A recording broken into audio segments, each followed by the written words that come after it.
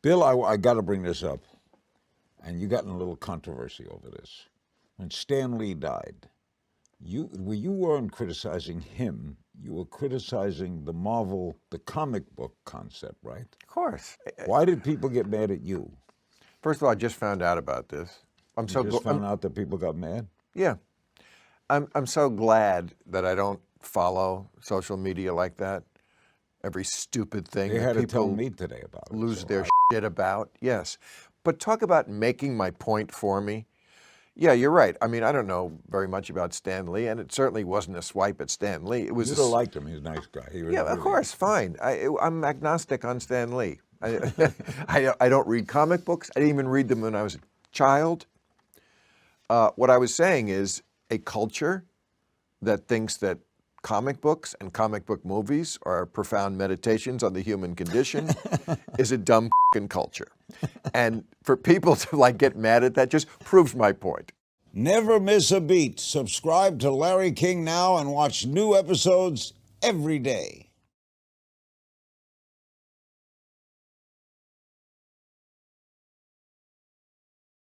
It's the Mad Master here. I'm doing another video about the recent controversy with Bill Maher and his controversial statements about Stan Lee and comic books and geek culture and so forth by extension. So I figured I'd bring up this blog post that he did and then give my commentary and analysis of it and what he said back too. So, Adulting by Bill Maher. The guy who created Spider-Man and the Hulk has died, and America is in mourning. Deep, deep mourning for a man who inspired millions to, I don't know, watch a movie?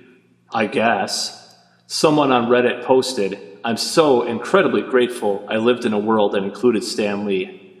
Personally, I'm grateful I lived in a world that included oxygen and trees, but to each his own. Now, I have nothing against comic books. I read them now and then. What? And that clip I think I'm probably just going to post this clip before this video. Said he didn't read comics. Read them now and then when I was a kid, and I was all out of Hardy Boys. But the assumption everyone had back then, both the adults and the kids, was that comics were for kids, and when you grew up, you moved on to big boy books without the pictures. But then 20 years or so ago, something happened. That's bullshit. It's been probably about 30 or 40 years, but I'll get to that in a couple moments here. Adults decided they didn't have to give up kid stuff, and so they presented comic books were actually sophisticated literature. And because America has over 4,500 colleges, which means we need more professors than we have smart people, some dumb people got to professors by writing theses with titles like Otherness and Heterodoxy and the Silver Surfer. And now when adults are forced to do grown-up things, like buy auto insurance, they call it adulting and act if it's some big struggle. I'm not saying we've necessarily gotten stupider. The average Joe is smarter in a lot of ways than he was in, say, the 40s, when A Big Night Out was a Three Stooges short and a Carmen Miranda musical. The problem is we're using our smarts on stupid stuff. I don't think it's a huge stretch to suggest that Donald Trump could only get elected in a country that thinks comic books are important. Now, first of all, there's a lot to dissect there. Now, comics have been around since like the early 20th century. If you want to talk about political cartoons, for many more years than that.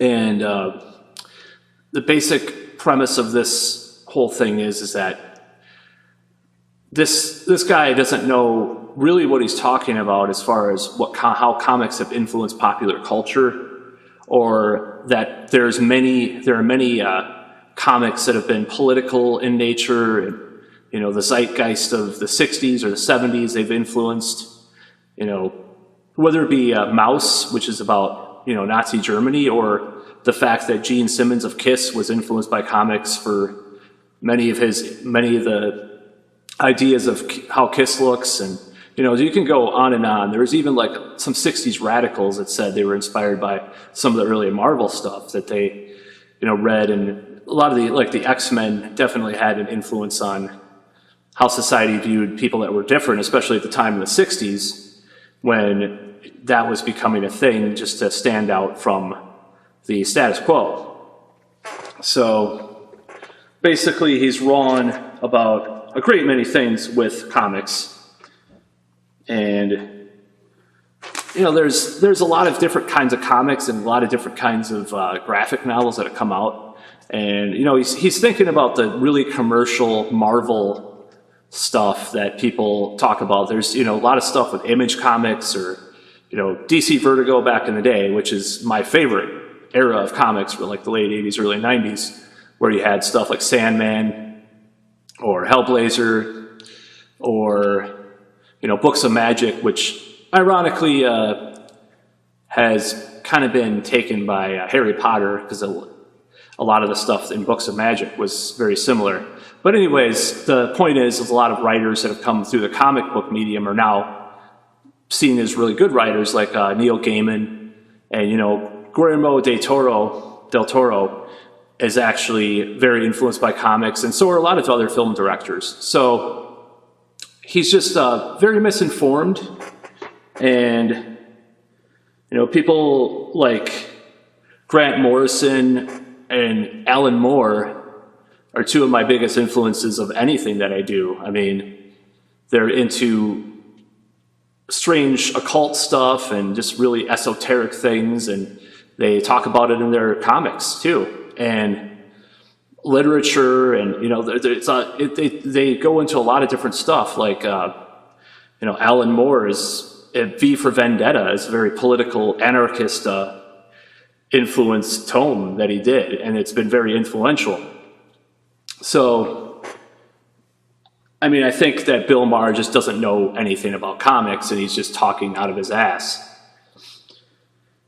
And that's another thing that we have to, look at, like with popular culture and geek culture in general, is that it doesn't only influence things in the way that you would expect.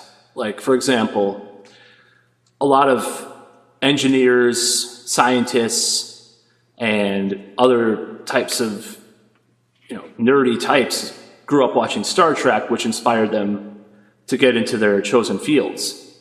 And, I know that a lot of geek culture inspires people in that way. And Superman, for example, Superman was basically kind of a leftist comic at first. It was very much about the working class, and it was very politically progressive for the time. I recall there was a radio show with Superman, and talked about integration at an early time, between the races and stuff. So Bill Maher is really full of shit. You can also talk about how much EC horror comics have influenced horror novelists and horror filmmakers, Stephen King included, like Tales from the Crypt and Vault of Horror and all that from the 50s, which was actually pretty radical for the time politically as well, because they had a black character in a comic, which basically got a huge outcry from conservatives in America that they would have this black character. And it's just, it just shows you that regardless of what people like Bill Maher, who, it's like, there's been a few pictures of him going around where it's like old man yells at cloud. I think it's basically very, I'm not trying to be ageist, but there's, Alan Moore is older than Bill Maher, I'm pretty sure, or about his age. There's people like that.